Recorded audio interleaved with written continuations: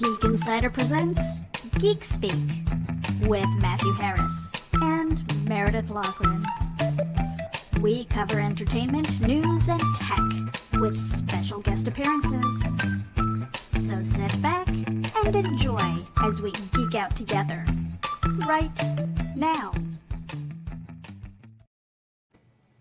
Hello, everybody. This is Meredith Lachlan with my special host, Matthew Harris. He is back. We have special guests today, Jordana Brewster and Jay Baruchel. I hope I said your name right. And we're going to be talking about their movie, which is coming out exclusively on SHUDDER on August 20th, and that is Random Acts of Violence. So let's just pull down this card here and say hello. Hi there. Guys, thanks so much for joining us. Thank you for having us. Now, you guys are on opposite coasts, so it was interesting trying to get you guys coordinated for a quick interview. Oh, yeah. Oh, geez. Yeah, I guess it's on the early end for you, Jordan. It's all good. I've been up for like 5 hours. Oh, my gosh. Early rising. You're a morning person. Oh, my gosh. I am. She has no choice, I suspect. You know, one of the things that I was talking to Matthew about was I said, Jay, you're probably frustrated when you're doing a panel with Jordana because everybody's like, oh, we want to talk to her, Absolutely fine by me. Please let her do the heavy lifting every time. No, Fine with me. Well, Jay, why don't you tell us about the movie? Tell the audience, what is this Random Acts of Violence? What's the premise? And because this is your baby. I mean, you wrote, directed, and the whole night star in it. You starred in it. That must be exhausting. Yeah. My performance is the one I enjoy the least. Listen, nothing's free in this world. No, so Random Acts of Violence is it's about this guy Todd who writes and draws a comic book called Slasher Man, which is inspired by sort of series of true crimes that happened in the past in the 80s in the world of this movie. And Todd's girlfriend Kathy is basically in the process of putting together a book, a true crime sort of more kind of victim focused book about the killings, whereas Todd's comic book is very exploitative and super gory. And when we meet him, he's kind of tired of it and is trying to find a way to end his comic in a satisfactory way. And while this is happening, they're on a road trip from Toronto down to New York for Comic-Con. And as they make sort of stops along the way, people start getting killed in a fashion very similar to the way his killer, Slasher Man, kills in the comic book. And then whatever the exact opposite of hilarity is, that's what ensues. Now, you've been working on this since, you said about 7 years, but you co-wrote this with a high school buddy. Is that correct? Indeed, yeah. Jesse and I have known each other since grade 10. And we come by our horror fandom pretty honestly, and together, because we were kind of watching the same movies as kids and making horror movies on the weekends in high school and reading every issue of Fangoria and all that stuff. So it's actually, now that it's coming out, this will mark 10 years from our first iteration of the first treatment of Random Acts. So it's died a bunch of deaths along the way, and then somehow I was able to convince Jordana and Jesse and a few other people that this is not going to be a waste of their time. And yeah, we made a crazy movie. Now it's finally coming out. So I have a question. Don't know. I remember having to fight pretty hard to get it. Oh boy. So it was an easy decision for me. Let's leave that. But I'm very, very happy of how it turned out. The he said, she said on Geek Speak. Now, Jordana, Are you into horror? I mean, do you love watching them, reading it? And I also noticed the comic book connection, obviously, for this movie. I mean, are those things that you're into? I am in. I think it's really fun acting in horror because there's nothing more. I don't know. It's just very raw and visceral and really, really cathartic.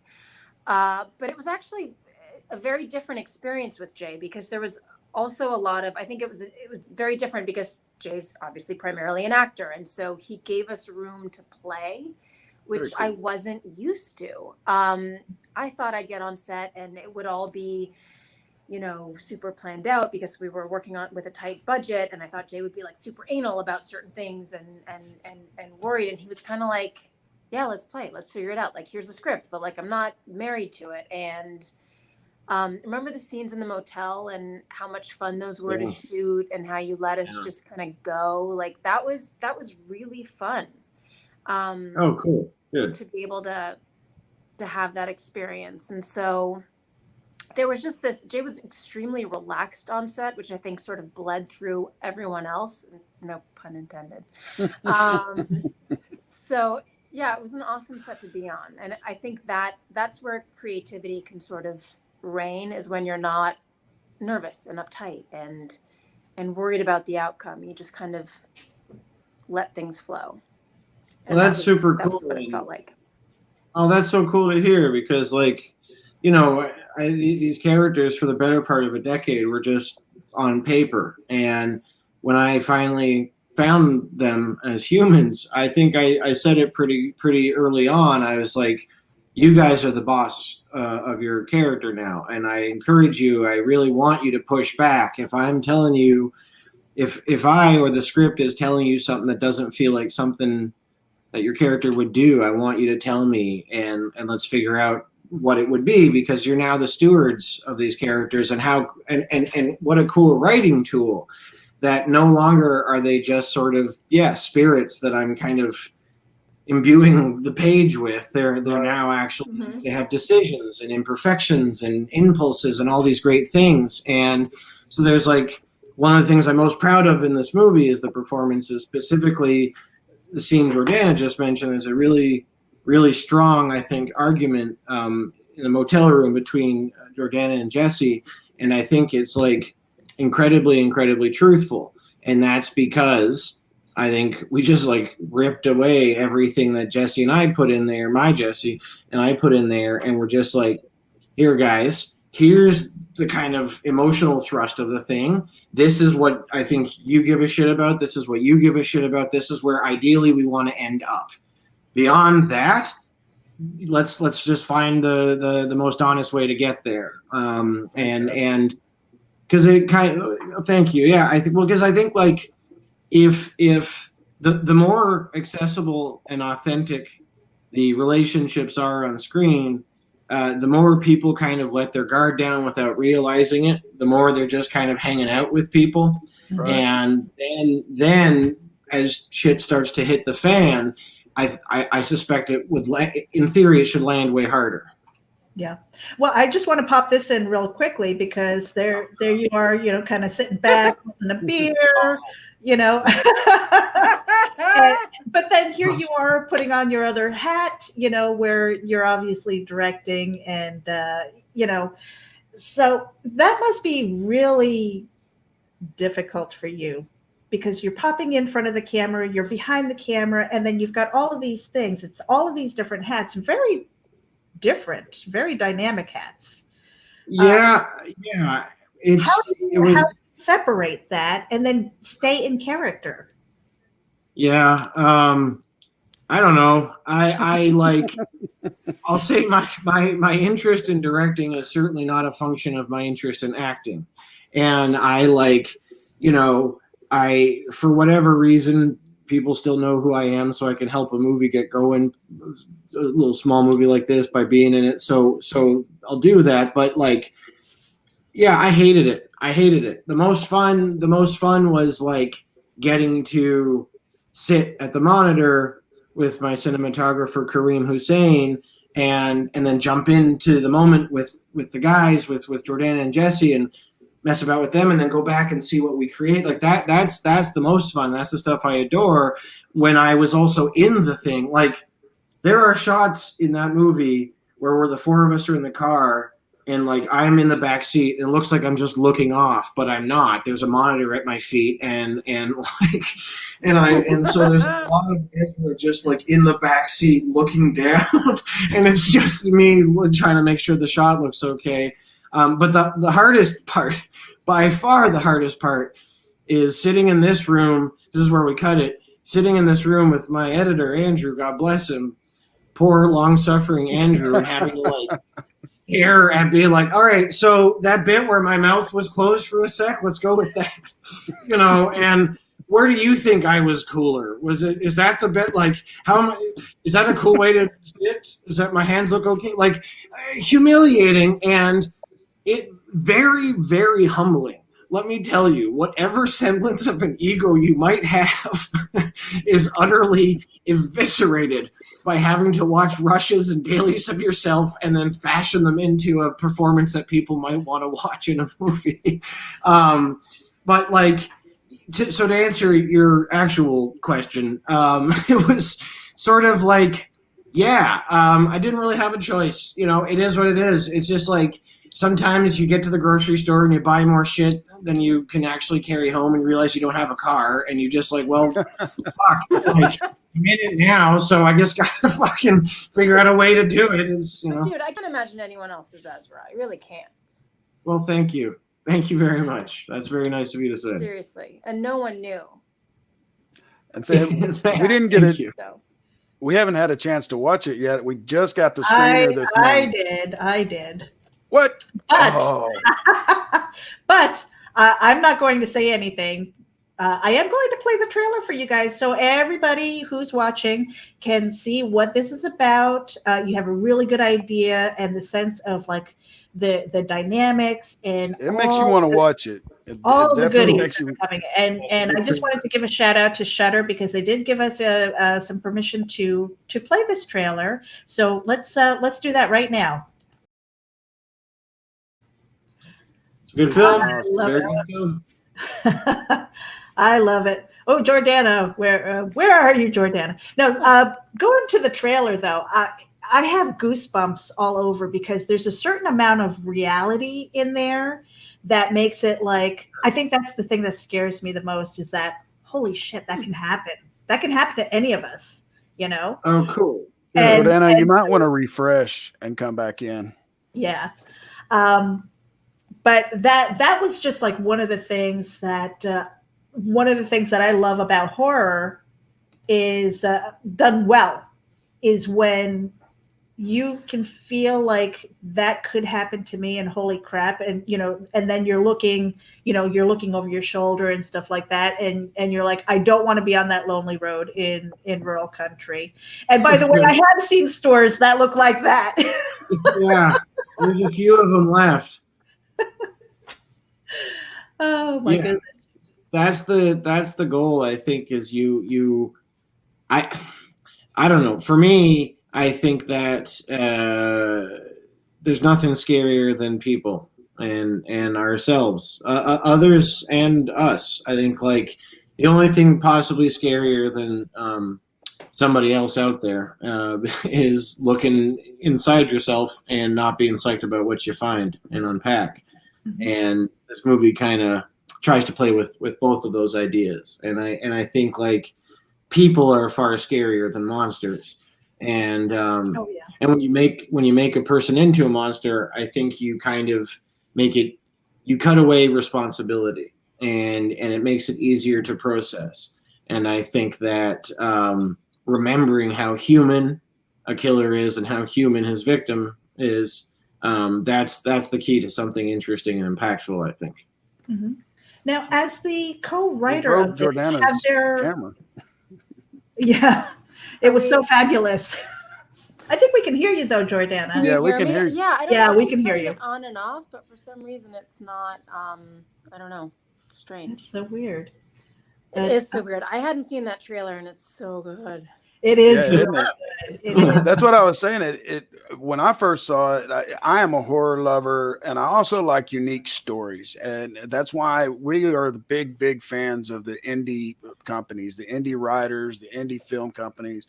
We have a growing relationship with Full Moon Entertain or Features, and we just love those. And so when I first saw the preview, the trailer, I was like, okay, score. That is definitely something I want. And I wanted to see it over the weekend so that I could, have it in my mind. Cause I know we can't talk too much about it. We don't want to ruin it. And we just want people to tune in on Shudder. And that was the 20th, right? That it releases. Yeah, August 20th, I think, No, but it had a Canadian release beforehand. It's already out. I'm like, Canada. It came out on Friday up here, and so yeah, just a few days ago, and we did a fun drive-in screening outside of Toronto, like on Wednesday night. Oh, it was so cool!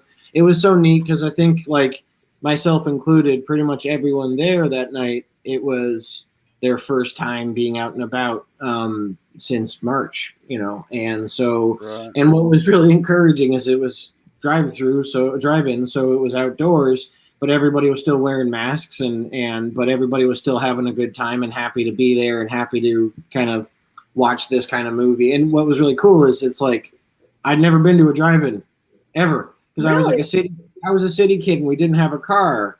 And so if it wasn't on public transit, then I wasn't going to go. And so, I've been led to believe that seeing a slasher film at a drive-in is like a North American tradition. And so I'm really happy that my first one was one that I actually directed. Yeah, that's too cool. That's amazing. I love drive-ins. I remember them from my childhood. And the thing is, the only thing that was the negative, I think, about drive-ins were the bats, because we were out there in the middle of the night and the bats are flying around and stuff. But I mean, to see this in a drive-in is definitely on my wish list, only because I would want to be the asshole who got dressed up as the man and went scaring people in the cars. That's just me. I think that's a good time. Well, see, and one of my fondest memories is I had actually won tickets to go see Clint Eastwood's Bronco Billy, but it had also that weekend, Friday the 13th, the original one had came out. My mom knew I loved horror, and she was like, okay, do you want to go see this Bronco Billy, or do you want to go see the Friday the 13th at the drive-in? I was like, Friday the 13th. Well, I get up on top of the car, and eventually they made me get inside because every time something scary would go on, I'd move and it would make the tin pop and scare the shit out of them. So, yeah, seeing it at a drive-in, man, that, like I said, I'm a horror fan, and that is the way that this should be seen. And in fact, I've got a projector that I haven't used yet, and I may just have to hook it up to watch this one myself, because that's amazing. It certainly lends itself to that format, I found. Yeah. So now, sorry, go ahead, Matthew. I was just going to ask Jordana, how was it? Well, first off, where did y'all film at? We were in Toronto. Yeah, we were. I'll help just because there's her knowledge of the small towns an hour and a half away from her. Suffered. Where were we when we were shooting like 2 hours outside of Toronto? Yeah, so basically we filmed in Toronto and Hamilton, Ontario, and then most of it, though, the movie was really shot in earnest out in the boonies, a place called Haldimand County, and a town called Lindsay, and a town called Bethany. And Bethany is where the creepy gas station is. Lindsay is where the motel is and all that stuff, but it doesn't matter. But anyway, yeah. So we're all within sort of Toronto, or an hour and a half away. But what was cool about that was, like, I don't remember. You almost have to shoot outside of a city to sort of have the camp-like vibe when you're shooting a movie, because I don't remember that since back in the day when I shot The Faculty, and we were all like in Austin, Texas, and we all had to hang out. We all had to go outside to go out to dinner, and it was lovely because it lent itself to this very again, it was like we were all at camp, and that's exactly it. And that's kind of the spirit I want on, like, it should always be a version of playing, cops and robbers in the backyard. And I think that Right. everyone shows up with a fun spirit and an appetite to kind of create and find some interesting stuff. And that applies to any subject matter, no matter how dark and bleak and heavy it is. I think you have to show up with a sense of fun and imagination. And I think the work's always better for it.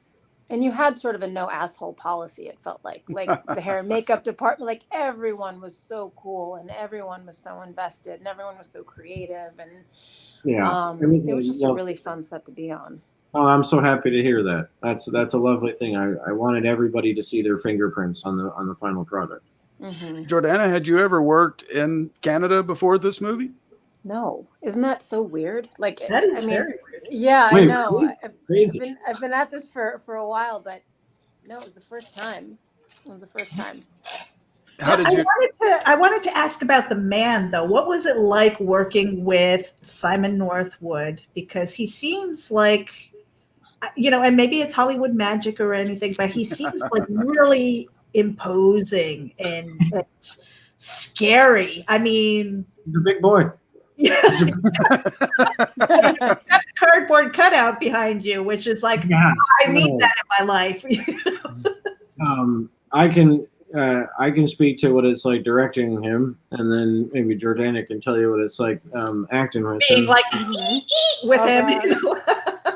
He's a lovely, soft-spoken guy, and he is like a veteran stunt performer and a martial artist, and was like, I mean, he was fighting for money as recently, like he was like doing the circuit down in the States and prize fighting like as recently as like 8-10 years ago, something like that. But anyway, he's the real deal. He's a rough dude, but he's super, super nice. And we found him at the 11th hour as well. Like I don't know if Jordana even knows this, but like, as we were building this movie, we kept being unable to find our villain. And as is often the case in movies, you think there's one thing it's supposed to be, and then that thing goes away. And this kept happening. And all of a sudden, we started shooting on a Monday, like you usually do. The Thursday before, we still hadn't found our killer. And so we were planning like, okay, so we're going to start shooting just with a double, stunt double and the mask. Well, great. Well, who's the doubling? How are we going to hire a double? The double? Like that doesn't, And so I asked our stunt coordinator, Blair, of the guys that you like to work with, does any of them feel like reading for a movie? And he was like, there's 3 guys who are really good and that I would recommend. I was like, all right, let's see them if they want to. He's like, one of them's injured, so he's out of commission. I was like, okay, so let's see the other 2. He's like, one of them thinks it's too much. It's too much work. It's too many words, and it's outside his comfort zone. I was like, okay. So then the last guy was Simon Northwood, and he, at the 11th hour, gave the best audition I'd seen the entire time. And he was so psyched and hardworking and proud to be there. And he was, for him, I think like a lot of shit, if he had dialogue, it was often like freeze or write this way, sir, or something like that. And so he was like really proud and happy to get to kind of do something. And I think he absolutely destroys it in this movie. And for me also, as a safety concern, I now have a bona fide stunt veteran in the action with my actors. So while he's killing them or doing whatever he's doing to them, he's also being mindful of their safety. Like there's a ton of times where like, I could breathe a bit easier because I knew it was Simon handling them. And he always kind of had their back in a big way. So even if he was acting, he was also doing stunt duty on the thing too. And that's a big deal because I've worked with a couple crazies that are like, oh, I'm so in character that I'm just gonna, and you're just like, dude, no, you're crushing me. Like, stop. Right. Can I ask Jay a question? Of course. Because I'm working on like writing stuff, and I'm so easily discouraged that I can't believe you were at this for 10 fucking years, and that even by like week 1 into shooting, you still didn't have your villain. Like, what kept you going, and what made you not go like, Good no, question. this is too much. Like, Oh, hey, I'm inspired by that. Oh, thank you. At a certain point, I adored the thing, and from that point on, that did the heavy lifting for me, and I just kind of like, and it started out super kind of potboilery, like it was just an assignment. Jesse and I pitched because we were trying to build a name for ourselves, and we found some people who were interested, and so we were hired to write a thing, and we did. But in writing it and rewriting it and trying to get it made and having opportunities come and evaporate, at a certain point, it stopped being an assignment, and we saw our blood was in there. It was like another limb kind of blossomed, and so there were a million different times where we were both equally kind of discouraged. We gave up plenty of times. Gave up while we were writing the thing.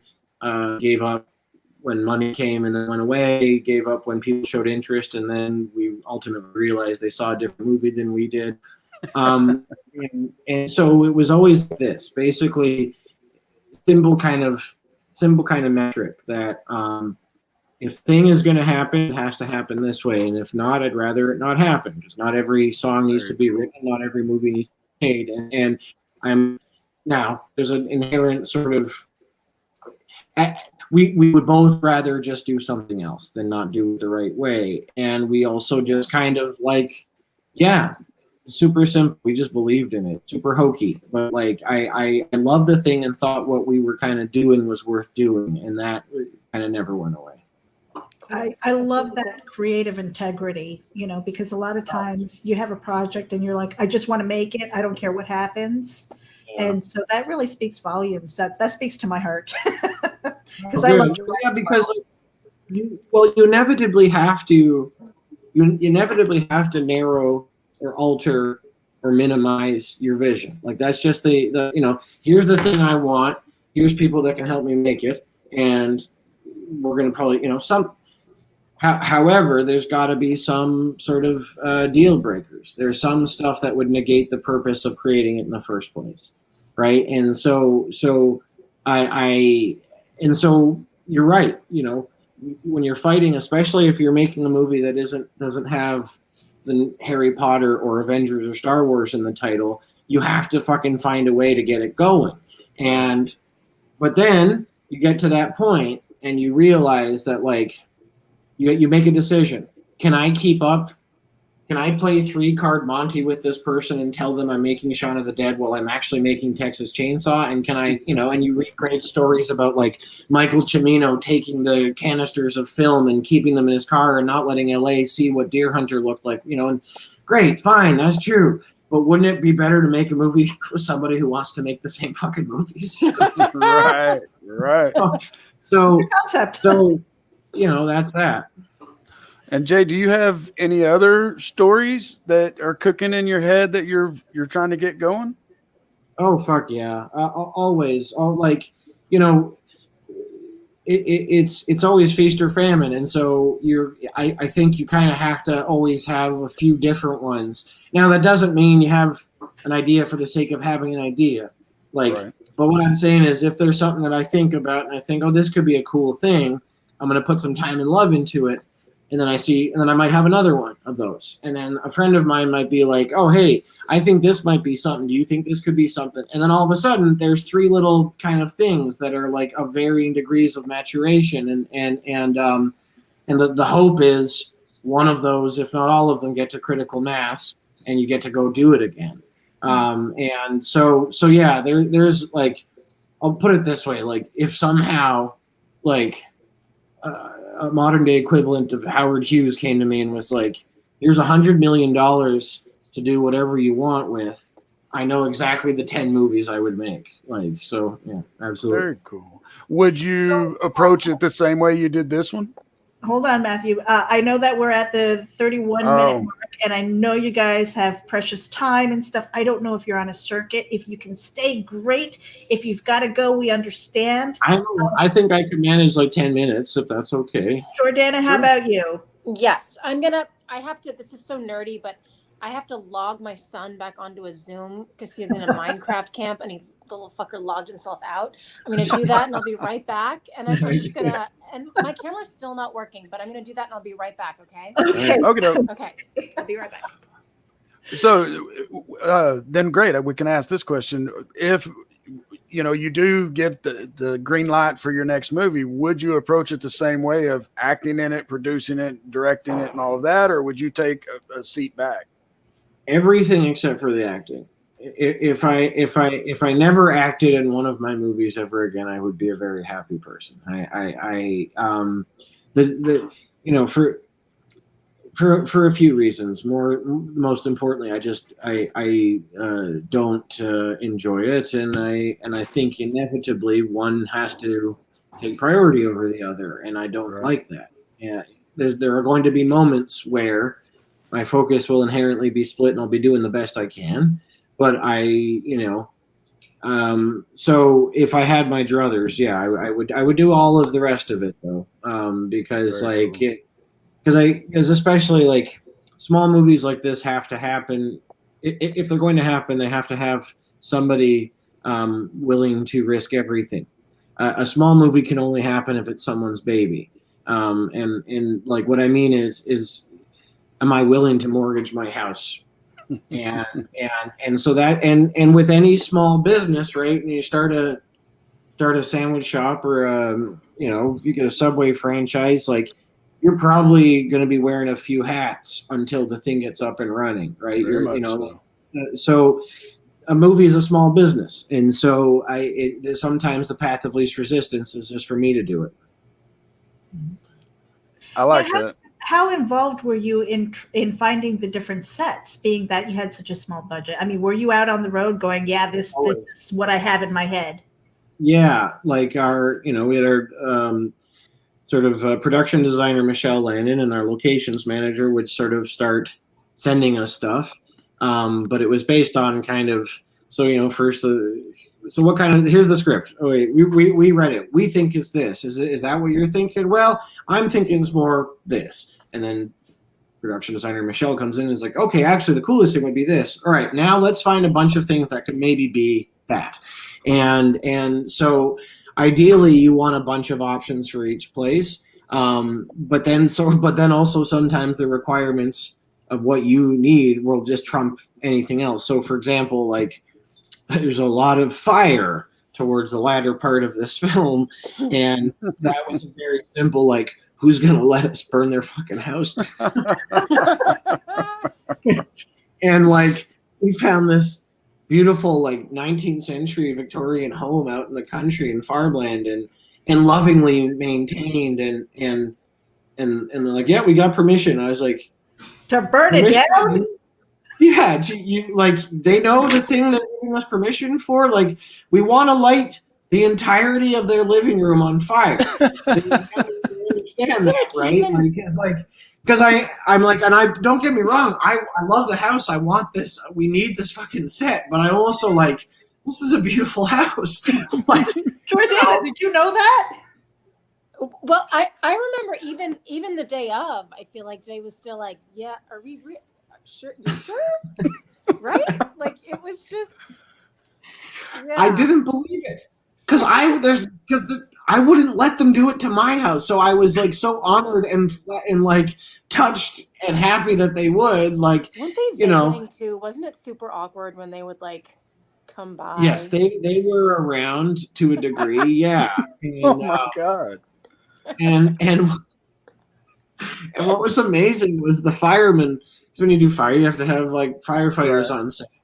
And I was like, tell me the temperature that we can't get past in this room. And I was like, you're the only guy on my set that can say cut before me. So you guys, you see something that's like, I don't, There is no movie on Earth that is worth a second of anyone being in actual harm. So the second that we're even close to there, you guys just pull the plug. I don't give a fuck if it spoils the shot. I was like, what's that temperature? He's like, well, man, that's not really. He goes, it's hard to say. I was like, really? He goes, because it's an old house. He goes, I'll be honest. I don't know what's in those walls.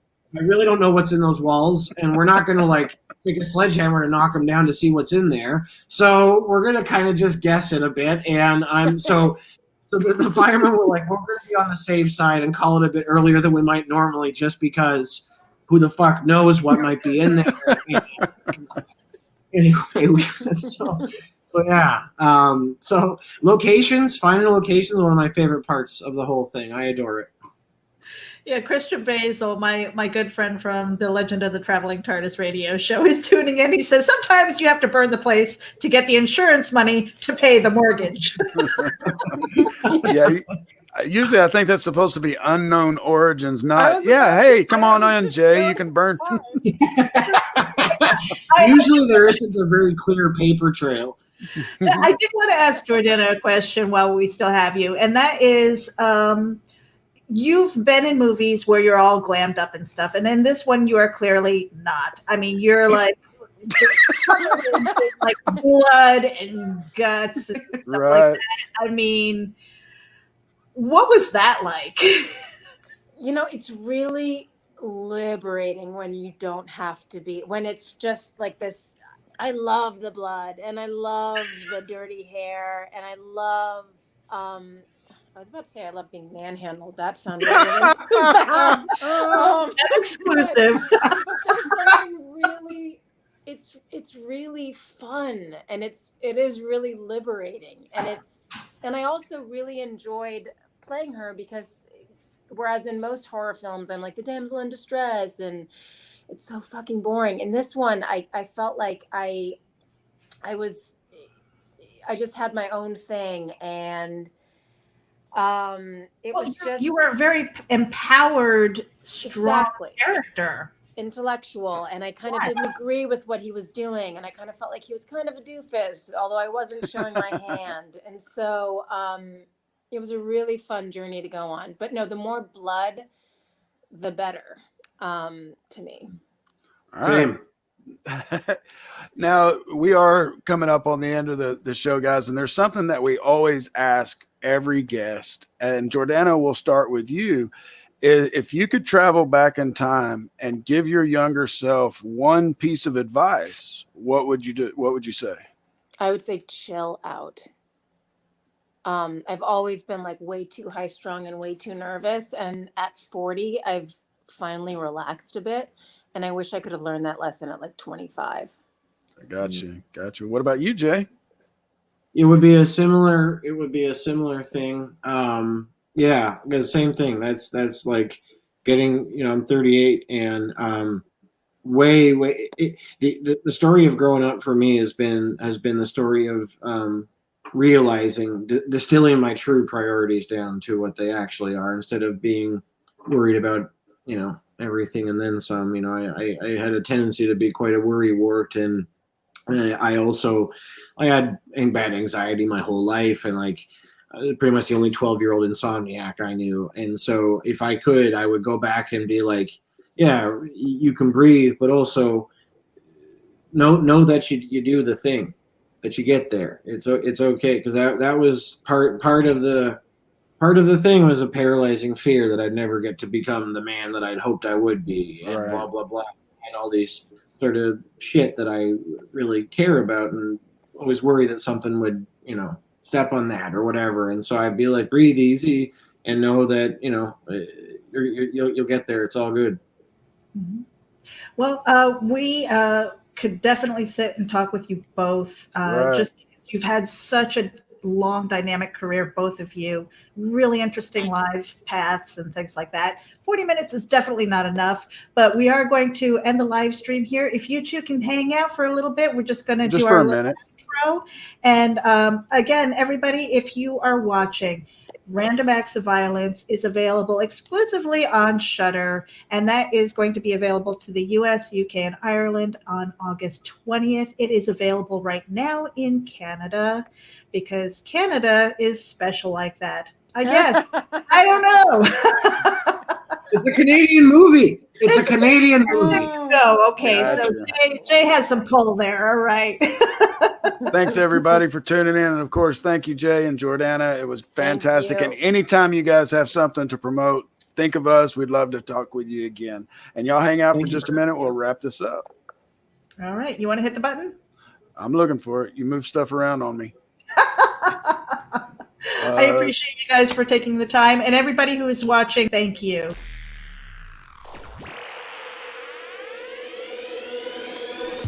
At Geek Insider, we foster relationships with those in the geek sphere so we can give our audience the insider view of entertainment, tech, and more.